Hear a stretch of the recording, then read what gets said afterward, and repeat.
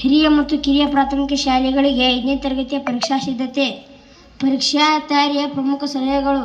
ವೇಳಾಪಟ್ಟಿ ರೂಪಿಸಿ. ಪರೀಕ್ಷೆಯ ಪಠ್ಯಕ್ರಮವನ್ನು ಅರ್ಥ ಮಾಡಿಕೊಂಡು ಕಠಿಣ ವಿಷಯಗಳಿಗೆ ಹೆಚ್ಚಿನ ಸಮಯ ಮೀಸಲಿಟ್ಟು ಓದುವ ವೇಳಾಪಟ್ಟಿ ತಯಾರಿಸಿ.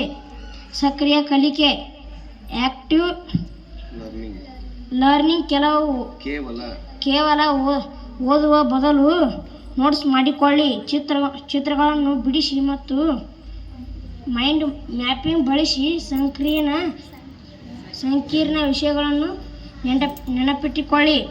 ಹಿಂದಿನ ಪತ್ರಿಕೆಗಳ ಅಭ್ಯಾಸ. ಕಳೆದ ವರ್ಷದ ಪ್ರಶ್ನೆ ಪತ್ರಿಕೆಗಳನ್ನು ಟೈಮರ್ ಇಟ್ಟುಕೊಂಡು ಬರೆಯುವ ಅಭ್ಯಾಸ ಮಾಡಿ. ಇದು ಸಮಯ ವಿವರಣೆಗೆ ಮತ್ತು ನಿರ್ವಹಣೆ ಮತ್ತು ಪ್ರಶ್ನೆಗಳ ಸ್ವರೂಪ ಅರ್ಥ ಮಾಡಿಕೊಳ್ಳಲು ಸಹಕಾರಿ. ವಿರಾಮ ತೆಗೆದುಕೊಳ್ಳಿ. ಸತತವಾಗಿ ಓದಬೇಡಿ. ಪ್ರತಿ 45-60 ನಿಮಿಷಗಳಿಗೆ ಸಣ್ಣ ವಿರಾಮ ತೆಗೆದುಕೊಳ್ಳಿ. ಇದು ಮೆದುಳಿನ ಏಕಾಗ್ರತೆಯನ್ನು ಹೆಚ್ಚಿಸುತ್ತದೆ. ಆರೋಗ್ಯದ ಕಡೆ ಗಮನ. ಪರೀಕ್ಷೆಯ ಹಿಂದಿನ ದಿನ ರಾತ್ರಿ ಚೆನ್ನಾಗಿ ನಿದ್ದೆ ಮಾಡಿ. ಕನಿಷ್ಠ 7-8 ಗಂಟೆ ಪೌಷ್ಟಿಕ ಆಹಾರ ಮತ್ತು ನೀರನ್ನು ಕುಡಿಯಿರಿ. ಗೊಂದಲ ಬೇಡ. ಪರೀಕ್ಷೆಯ ದಿನ ಬೆಳಗ್ಗೆ ಅಥವಾ ಪರೀಕ್ಷಾ ಕೇಂದ್ರದ ಬಳಿ ಸ್ನೇಹಿತರೊಂದಿಗೆ ಚರ್ಚಿಸಿ ಗೊಂದಲ ಮಾಡಿಕೊಳ್ಳಬೇಡಿ. ಆತ್ಮವಿಶ್ವಾಸ. ತಾವು ಓದುವುದನ್ನು ನೆನಪಿಟ್ಟುಕೊಳ್ಳುತ್ತಾ ಆತ್ಮವಿಶ್ವಾಸದಿಂದ ಪರೀಕ್ಷೆ ಎದುರಿಸಿ. ಪ್ರಶ್ನೆ ಪತ್ರಿಕೆಯನ್ನು ಎಚ್ಚರದಿಂದ ಓದಿ ಉತ್ತರಿಸಿ. ಚಟುವಟಿಕೆ. ಪರೀಕ್ಷಾ ಸಿದ್ಧತೆ. ಪರೀಕ್ಷೆಯ ಸಮಯದಲ್ಲಿ ಸುಲಭವಾದ ಪ್ರಶ್ನೆಗಳಿಗೆ ಮೊದಲು ಉತ್ತರಿಸಿ. ಪ್ರಶ್ನೆಗಳನ್ನು ಅರ್ಥ ಮಾಡಿಕೊಳ್ಳಲು ಕೀವರ್ಡ್ಗಳನ್ನು ಗಮನಿಸಿ. ಉತ್ತರಗಳನ್ನು ಪರಿಶೀಲಿಸಲು ಕೊನೆಯ 10-15 ನಿಮಿಷಗಳನ್ನು ಮೀಸಲಿಡಿಸಿ. ಸಚೇತನ ಚಟುವಟಿಕೆ. ಪರೀಕ್ಷಾ ಸಿದ್ಧತೆ. ಇದು ಮಾರ್ಚ್ ತಿಂಗಳು ಪರೀಕ್ಷಾ ಸಮಯ ಅದಲ್ವಾ? ಸೊ ನಿಮಗೂ ಸಹಿತ ಪರೀಕ್ಷೆಗಳು ಪ್ರಾರಂಭ ಆಗ್ತಾ ಇದ್ದಾವೆ. ಮಾರ್ಚ್ 20ರಿಂದ ಪ್ರಾರಂಭ ಆಗ್ಬಹುದು. ಹೌದಾ? ಸರಿ, ನೋಡಿ, ಪರೀಕ್ಷೆಯಲ್ಲಿ ನಾವು ಯಾವ ರೀತಿಯಾಗಿರ್ಬೇಕು, ಪರೀಕ್ಷೆಗೆ ಸಿದ್ಧತೆ ಹೇಗೆ ಮಾಡ್ಕೋಬೇಕಂದ್ರೆ, ಈಗ ಆಲ್ರೆಡಿ ಏನಪ್ಪಾ ಅಂದ್ರೆ ಆಲ್ಮೋಸ್ಟ್ ಆಗಿ ಎಲ್ಲಾ ವಿಷಯಗಳು ಮುಗಿದಿರ್ತವೆ. ನಿಮ್ ಪಾಠಗಳು ಮುಗಿದಿರ್ತಾವಲ್ವಾ? ಸೊ ಓದೋದು ಒಂದೇ ಬಾಕಿ ಓದಿರ್ತದ. ಸೊ ಓದ್ಬೇಕಾದ್ರೆ ನಾವು ಏನ್ ಮಾಡ್ಬೇಕಂದ್ರೆ ವಿಷಯಗಳನ್ನ ಸಮಯ ಹೊಂದಾಣಿಕೆ ಮಾಡ್ಕೋಬೇಕು. ಯಾವ ವಿಷಯವನ್ನು ಓದ್ಬೇಕು, ಯಾವ ವಿಷಯವನ್ನು ಓದ್ಬೇಕು ಮೊದಲು, ನೆಕ್ಸ್ಟ್ ಯಾವ್ದು ಓದ್ಬೇಕು, ಈ ರೀತಿಯಾಗಿ ಸಮಯ ಹೊಂದಾಣಿಕೆ ಮಾಡ್ಕೋಬೇಕಾದ್ರೆ ಒಂದು ವೇಳಾಪಟ್ಟಿಯನ್ನ ರೆಡಿ ಮಾಡ್ಕೋಬೇಕು. ಫಸ್ಟ್ ನಮ್ಮ ಮನೆಯಲ್ಲಿ ವೇಳಾಪಟ್ಟಿಯನ್ನ ರೆಡಿ ಮಾಡ್ಕೊಂಡು ಸಂಜೆ ಮನೆಗೆ ಹೋದ್ಮೇಲೆ ಯಾವ ವಿಷಯ ಓದ್ಬೇಕು, ಬೆಳಗಿನ ಜಾವದಲ್ಲಿ ಯಾವ ವಿಷಯ ಓದ್ಬೇಕು, ಬೆಳಿಗ್ಗೆ ಎದ್ದು ಓದ್ಬೇಕು. ಹೌದಾ? ಸಂಜೆ ಓದ್ಬೇಕಾದ್ರೆ ಏನ್ ಮಾಡ್ಬೇಕಪ್ಪ ಅಂದ್ರೆ ಸರಳವಾದ ವಿಷಯಗಳನ್ನ ಓದ್ಬೇಕು. ಸಾಯಂಕಾಲ ನಿಮ್ಗೆ ಯಾವ ಸರಳ ಅನಿಸ್ತಾವಲ್ಲ ಅವನ್ನ. ಕಠಿಣವಾದಂತ ವಿಷಯಗಳನ್ನ ಬೆಳಗಿನ ಜಾವದಲ್ಲಿ ಓದ್ಬೇಕು. ನಮ್ಮ ಮೈಂಡ್ ಏನಾಗ್ತದಪ್ಪ ಅಂತಂದ್ರೆ ಬೆಳಗಿನ ಜಾವದಲ್ಲಿ ಓದಿದಂತ ವಿಷಯಗಳು ಹೆಚ್ಚು ನೆನಪಿಟ್ಕೊಳಕ್ ಆಗ್ತದ. ಅದಕ್ಕೋಸ್ಕರ ಯಾವ್ದು ನಿಮ್ಗೆ ಕಠಿಣ ಅನಿಸ್ತದ ಅದನ್ನು ಬೆಳಗಿನ ಜಾವದಲ್ಲಿ ಬೆಳಿಗ್ಗೆ ಎದ್ದು ಓದ್ಬೇಕು. ನೆಕ್ಸ್ಟ್ ಗಣಿತ ಯಾವಾಗ ಬಿಡಿಸ್ಬೇಕಪ್ಪ ಅಂತಂದ್ರೆ ಮೈಂಡ್ ಫ್ರೆಶ್ ಇರ್ಬೇಕು. ಮೈಂಡ್ ಫ್ರೆಶ್ ಇದ್ದಂತ ಸಮಯದಲ್ಲಿ ಗಣಿತವನ್ನ ಬಿಡಿಸ್ಬೇಕು. ಓದಬಾರ್ದು ಗಣಿತವನ್ನ. ಗಣಿತ ಲೆಕ್ಕಗಳನ್ನ ಬಿಡಿಸಿ ತೆಗಿಬೇಕು. ಓದಿದ್ರೆ ಅರ್ಥ ಆಗಲ್ಲ ಗಣಿತ. ನೆಕ್ಸ್ಟ್ ಈ 1 ಗಂಟೆ ಇಲ್ಲಿ ಏನಪ್ಪ ಅಂದ್ರೆ ಯಾವುದೇ ಒಂದು ವಿಷಯವನ್ನು ಓದಿದ ಮೇಲೆ ರೆಸ್ಟ್ ತಗೋಬೇಕಂತ ಹೇಳಿದ್ದಾರೆ. ರೆಸ್ಟ್ ಅಂದ್ರೆ ಏನು? Rest means change of work is called rest. ನಮ್ಮ ಕೆಲಸವನ್ನ ಬದಲಾವಣೆ ಮಾಡ್ಕೊಳ್ಳೋದು. ಇಲ್ಲಿ ಓದಿನ ಸಮಯದಲ್ಲಿ ಈ ಕನ್ನಡ ಓದ್ತಾ ಇರ್ತೀವಿ, ಬೇಜಾರಾಗ್ತದೆ, ಅವಾಗ ಗಣಿತ ಬಿಡಿಸ್ಬೇಕು 1-4 ಲೆಕ್ಕ. ಅದೇ rest. Change of work is called rest ಅಂತ ಹೇಳ್ತಾರೆ. ಅದಕ್ಕೋಸ್ಕರ ಏನಪ್ಪಾ ಅಂದ್ರೆ ಚಿತ್ರ ಬಿಡಿಸ್ಬೇಕು 10 ನಿಮಿಷ, ಯಾವ್ದೋ ಒಂದು ಚಿತ್ರ ನಿಮ್ಗೆ ಇಷ್ಟ ಆಗಿದ್ದು. ಇದು ಬಿಟ್ಟರೆ ಬೇರೆ ಕೆಲಸವನ್ನು ಮಾಡಬಾರ್ದು. ನೀವು ಆಟಕ್ಕೆ ಹೋಗೋದು ಮರ್ತು ಬಿಡ್ಬೇಕು. ಈಗ ಎಕ್ಸಾಮ್ ಸಮಯದಲ್ಲಿ ಆಟ ಬಿಟ್ಬಿಡೋದು.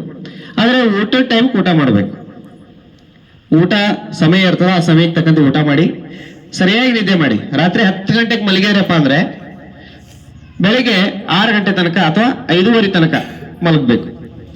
7ರಿಂದ 8 ಗಂಟೆ ನಿದ್ದೆ ಆಗ್ಬೇಕು ನಿಮಗೆ. ಮಕ್ಕಳಿಗೆ ಚೆನ್ನಾಗಿ ನಿದ್ದೆ ಮಾಡಿ ಎದ್ರೆ ಏನಾಗ್ತಪ್ಪ ಮೈಂಡ್ ಮತ್ತೆ ಫ್ರೆಶ್ ಆಗ್ತದೆ.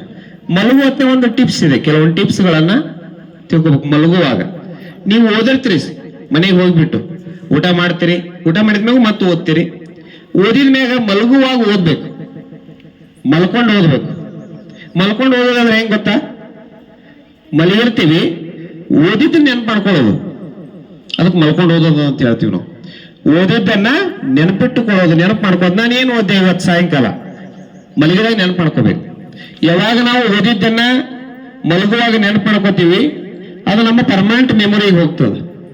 ಇಲ್ಲಿಗಂತ ತಾತ್ಕಾಲಿಕ ಮೆಮೊರಿಯಲ್ಲಿ ಉಳ್ಕೊಂಡು ವಾಶ್ಔಟ್ ಆಗುವಂತ ಸಾಧ್ಯತೆ ಇರ್ತದೆ. ಅದಕ್ಕೋಸ್ಕರ ಏನಪ್ಪಾ ಅಂತಂದ್ರೆ ನಾವು ಓದಿದ್ದನ್ನ ನೆನ್ಪಿಟ್ಕೋಬೇಕು. ನೆನ್ಪಿಟ್ಕೋಬೇಕಂತಂದ್ರೆ ಮಲಗಿ ಓದ್ಬೇಕು. ಈ ರೀತಿಯಾಗಿ ಮಾಡ್ಕೊತ ಹೋದ್ರೆ ಏನಪ್ಪಾ ಅಂದ್ರೆ ಯಾವುದೇ ವಿಷಯಗಳು ನಮಗೇನಾಗಲ್ಲ, ಕಠಿಣ ಆಗಂಗಿಲ್ಲ. ಜೊತೆಗೆ ನಿಮ್ಗೆ ಯಾವ್ದು ಟಫ್ ಅನ್ಸಿರ್ತದ ಅದನ್ನ ಹೆಚ್ಚು ಓದ್ರಿ. ಯಾವ ವಿಷಯ ಟಫ್ ಅನಿಸ್ತದ ಅದನ್ನ ಹೆಚ್ಚಿಗೆ ಓದ್ಬೇಕು. ಇಲ್ಲಿ ಪರೀಕ್ಷಾ ಸಿಸ್ಟಮ್ ಹೆಂಗೈತಪ್ಪ ಅಂದ್ರೆ ನಾವಂತೂ ನೋಡಿಕೊಳ್ಳಾಕ ಅವಕಾಶ ಕೊಡಂಗಿಲ್ಲ, ನೋಡ್ಕೊಂಡ್ ಬರೀ ಅಂತ ಹೇಳಂಗಿಲ್ಲ. ನಿಮಗೆ ನೋಡ್ಕೊಂಡ್ ಬರೆಯಕ್ಕೆ ಅವಕಾಶನೇ ಕೊಡಲ್ಲ. ಅದಕ್ಕೋಸ್ಕರ ಏನಪ್ಪಾ ಅಂದ್ರೆ ನೀವು ಪಾಠದ ಹಿಂದಿನ ಪ್ರಶ್ನೋತ್ತರಗಳಿದಾವೆ, ಆ ಪ್ರಶ್ನೋತ್ತರಗಳನ್ನ ನೋಡ್ಕೋಬೇಕು.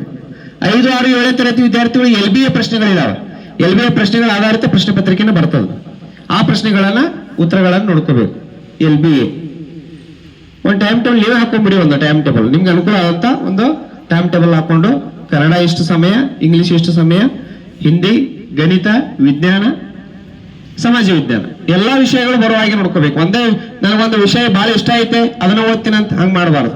ಯಾಕಂದ್ರೆ 5 ವಿಷಯ ಪಾಸೇ 1 ಫೇಲ್ ಆದ್ರೆ ಫೇಲೇ.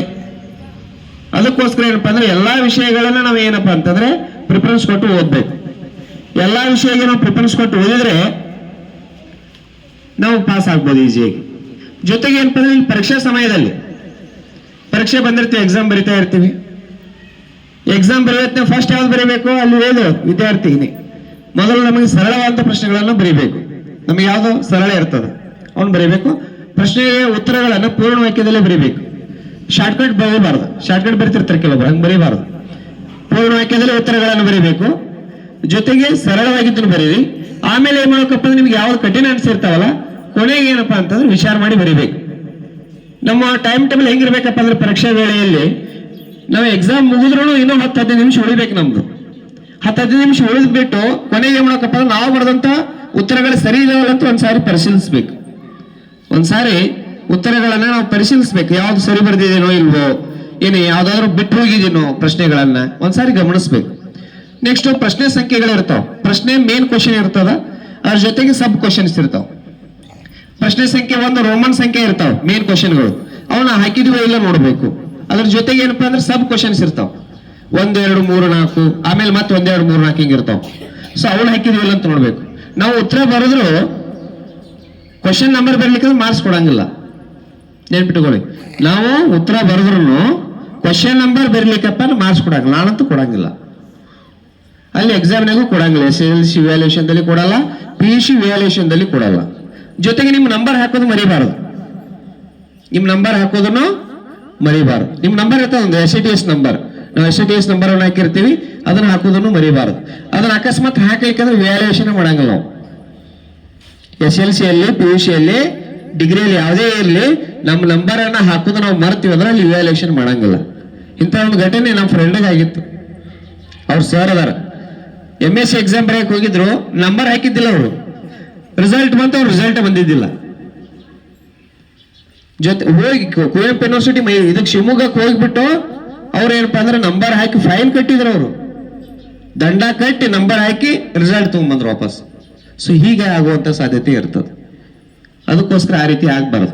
ಜೊತೆಗೆ ಇನ್ನೊಂದು ಏನಪ್ಪಾ ಅಂತಂದ್ರೆ ಈಗ ಉತ್ತರ ಬರಿತಾ ಇರ್ತೀವಿ, ಪಕ್ಕದವ್ರು ನೋಡ್ಕೊಂಡು ಹಾಕಿರ್ತೀವಿ ನಾವು ಹೆಸರುಗಳನ್ನ, ಪಕ್ಕದ ಹೆಸರು. ಹೌದಾ? ನಮ್ಗೆ ಬರೆಯಂಗಿಲ್ಲ, ಉತ್ತರ ಬರ್ತಾ ಇಲ್ಲ. ವಿರಾಟ್ ನೋಡ್ಕೊಂಡು ಯಾರೋ ಬರೀತಾರೆ ಹಿಂದಿನವರು, ಅವ ವಿರಾಟ್ ಅಂತ ಹಾಕ್ಬಿಡ್ತಾರೆ. ವಿರಾಟನ್ ಪ್ರಶ್ನೆ ಪತ್ರಿಕೆ ಉತ್ತರ ಪತ್ರಿಕೆ 2 ಆಗ್ಬಿಡ್ತಾವ. ಹಿಂಗ ಆಗ್ಬಾರ್ದು. ಜೊತೆಗೆ ಎಕ್ಸ್ಟ್ರಾ ಏನಾದ್ರು ಬರಿತಾ ಇದ್ರೆ ಸಪ್ಲಿಮೆಂಟ್ ತಗೊಂಡಿರ್ತಾರೆ. ಇವತ್ತಿನಲ್ಲಿ ಎಕ್ಸ್ಟ್ರಾ ಸಪ್ಲಿಮೆಂಟ್ ಪೇಪರ್ಸ್ ತಗೊಂಡು ಏನಪ್ಪಾ ಅಂತಂದ್ರೆ ಅಕ್ಷರಗಳು 2 ಒಂದೇ ಆಗಿರ್ಬೇಕು. ನೀನ್ ಸಪ್ಲಿಮೆಂಟ್ ತಗೊಂಡು ಯಾರೋ ಬೇರೆದವ್ರು ಕಟ್ಟಿದ್ರೆ ಏನಾಗ್ತದಪ್ಪ ಅಂತಂದ್ರೆ ಸಮಸ್ಯೆ ಆಗ್ತದೆ. ಹಿಂಗ್ ಸಮಸ್ಯೆ ಆಗಿದ್ದು ಇಲ್ಲಿ ಕಾಳಿದಾಸ ಶಾಲೆಯಲ್ಲಿ. ಈ ಕಾಳಿದಾಸಕ್ಕೆ ಏರ್ ಬಾಳ್ಕೊಟ್ಟು 10ನೇ ತರಗತಿ ವಿದ್ಯಾರ್ಥಿಗಳದ ಬಾಗಲಕೋಟೆ ಜಿಲ್ಲೆ ಎಲ್ಲಾರ್ದು ರಿಸಲ್ಟ್ ಬಂದ್ರೆ ಆ ಶಾಲೆ ಬರ್ಲಿಲ್ಲ. ಯಾಕಪ್ಪ ಅಂತಂದ್ರೆ ಅಲ್ಲಿ ಕಾಪಿ ಮಾಡೋ ಹೊತ್ನ್ಯಾಗ ಸಪ್ಲಿಮೆಂಟ್ಗಳನ್ನ ಯಾರೋ ಕಟ್ಟಿಬಿಟ್ಟಿದ್ರು. ಹಿಂಗಾಗಿ ಅಲ್ಲಿ ಶಿಕ್ಷಕರ ಮೇಲೆ ದಂಡ ವಸೂಲಿ ಮಾಡಿದ್ರು. ಅಲ್ಲಿ ಸೂಪರ್ವೈಸರ್ಗಳ ಮೇಲೆ ದಂಡ ಹಾಕಿದ್ರು. ಸೊ ಹೀಗೆ ಆಗುವಂತ ಸಾಧ್ಯತೆ ಇರ್ತದೆ. ಅದಕ್ಕೋಸ್ಕರ ನೀವು ಬಹಳ ಎಚ್ಚರಿಕೆಯಿಂದ ಇರಬೇಕು ಪರೀಕ್ಷೆ ಸಮಯದಲ್ಲಿ. ಮತ್ತೆ ಭಯ ಯಾವತ್ತೂ ಪಡಬಾರದು, ಯಾಕಂದ್ರೆ ನಾವು ಓದಿದ ವಿಷಯನೇ ಇರ್ತಾವ ಅದ್ರೊಳಗೆ. ನಾವು ಓದಿದ ವಿಷಯಗಳೇ ಏನಪ್ಪಾ ಅಂದ್ರೆ ಪರೀಕ್ಷೆಯಲ್ಲಿ ಬರೋದ್ರಿಂದ ಯಾವುದೇ ರೀತಿಯಂತ ಭಯವಿಲ್ಲದೆ ನಿರ್ಭಯವಾಗಿ ಏನಪ್ಪಾ ಅಂದ್ರೆ ಪರೀಕ್ಷೆಯಲ್ಲಿ ಬರೀಬೇಕು ಉತ್ತರಗಳನ್ನ. ನೀವು ಪರೀಕ್ಷಾ ಸಮಯದಲ್ಲಿ ಹೆಂಗಿರ್ಬೇಕಪ್ಪ ಅಂದ್ರೆ ಒಂದೊಂದು ನಿಮಿಷನೂ ಸಹಿತಕ್ಕೆ ವ್ಯರ್ಥ ಮಾಡಬಾರದು. ಒಂದೊಂದು ನಿಮಿಷನೂ ವ್ಯರ್ಥ ಮಾಡಬಾರದು, ಹರಟೆ ಹೊಡಿಬಾರದು, ಆಟಗಳನ್ನ ಆಡಬಾರದು. ಕ್ಲಾಸ್ ರೂಮ್ನಾಗ ಕುತ್ಕೋಬೇಕು, ಓದುವುದನ್ನ ಕಲಿಬೇಕು. ಗೊತ್ತಾಯ್ತಾ? ಸೊ ಈ ವಿಷಯವನ್ನ ನಮ್ಮ ವಿದ್ಯಾರ್ಥಿಗಳು ಪ್ರಸ್ತುತಪಡಿಸಿದ್ದಾರೆ. ಆ ಇರುವರು ವಿದ್ಯಾರ್ಥಿಗಳಿಗೆ ಎಲ್ಲರೂ ಚಪ್ಪಾಳೆ ತಟ್ಟೋದ್ರ ಮೂಲಕ ಅಭಿನಂದಿಸಬೇಕು.